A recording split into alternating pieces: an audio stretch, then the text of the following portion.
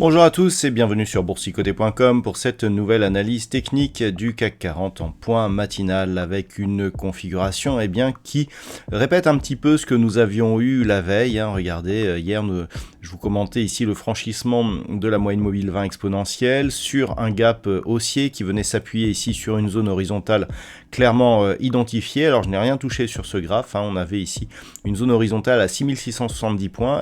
On prend les mêmes et on recommence puisque dès l'ouverture ce matin, on vient ouvrir avec un gap haussier, on vient tester ici la zone horizontale et on commence ici à inscrire un rebond. Donc tout cela s'inscrit dans la continuité du rebond que nous avons depuis cette attaque baissière et c'est lié aux inquiétudes autour d'Evergrande. Donc il semblerait que ces inquiétudes se dissipent désormais et nous avons une dynamique qui revient reprendre ici les niveaux d'ouverture que nous avions eu vendredi et qui teste ici le point haut significatif donc de cette séance. Du point de vue des indicateurs techniques, on a bien ici une dynamique haussière. Les histogrammes du MACD nous donnent maintenant une forte amplitude par rapport justement à ce mouvement haussier, ce qui nous indique que nous sommes en phase d'un mouvement puissant.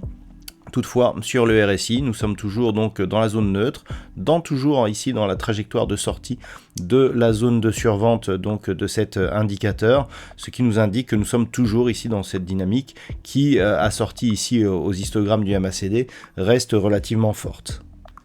Donc l'enjeu du jour, il est relativement lisible. Pour préserver ici la dynamique haussière, on surveillera un éventuel retour sur la zone des 6670 points. Maintenant que cette zone a été franchie, il faudrait que celle-ci s'impose en tant que support de la séance du jour. Et puis nous avons ici cette résistance que j'ai rajoutée au graphe, donc résistance qui définit ici, qui relie plusieurs zones de points hauts de la dynamique baissière. Ce que nous pouvons constater, c'est que nous avons donc une rupture de cette résistance liée justement au gap, donc on peut considérer ici que nous sommes dans un gap de rupture, même si la forme n'est pas académique. On est ici sur une sortie de cette dynamique baissière, donc ça c'est intéressant, surtout notamment depuis que nous avons eu ici cette forte attaque. Pour confirmer cette sortie, il faudrait casser le plus haut significatif de la séance de vendredi, qui se situe à 6697,08. Si après avoir franchi ici cette résistance, on parvient à casser ce point haut significatif, ne serait-ce que temporairement, on aurait vraiment un signal confirmé de la sortie de cette dynamique baissière et on pourrait viser un retour ici sur la zone des 6751, voire sur cette zone de point haut ici, proche des 6780 points.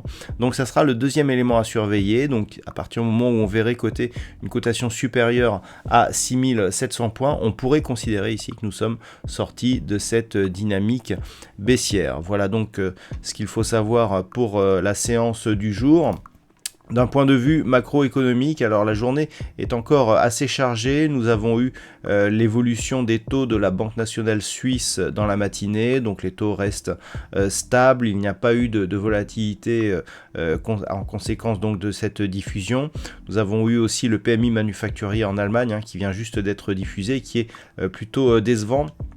Dans quelques minutes dans la matinée ici nous aurons le bulletin économique de la BCE et puis à 10h30 nous aurons le PMI manufacturier de la Grande-Bretagne, donc attention sur notamment les devises en GBP ou sur l'indice anglais. La Grande-Bretagne restera au centre des préoccupations puisqu'à 13h nous aurons l'évolution des taux d'intérêt qui sera diffusée donc par la Banque centrale d'Angleterre et nous aurons un compte rendu donc des minutes de la réunion du MPC qui a décidé donc de l'évolution de ces taux. On s'attend à une stabilité des taux donc du côté de la Grande-Bretagne. Outre-Atlantique, cet après-midi à 14h30, nous aurons les inscriptions hebdomadaires au chômage. Donc ça sera de côté des États-Unis. Au Canada, nous aurons les ventes au détail principales et ce sera tout donc pour cette journée. Je vous propose donc à partir de 14h un trading live pour assister en direct à la diffusion des chiffres hebdomadaires de l'emploi sur le marché des États-Unis. Donc ce trading live commencera à 14h sur cette même chaîne YouTube, donc la chaîne boursicoté.com. Voilà donc pour ce point matinal. Je vous souhaite une bonne séance. On se retrouve à 14h donc pour le trading live ou dès ce soir pour toutes les autres analyses techniques du site boursicoté.com.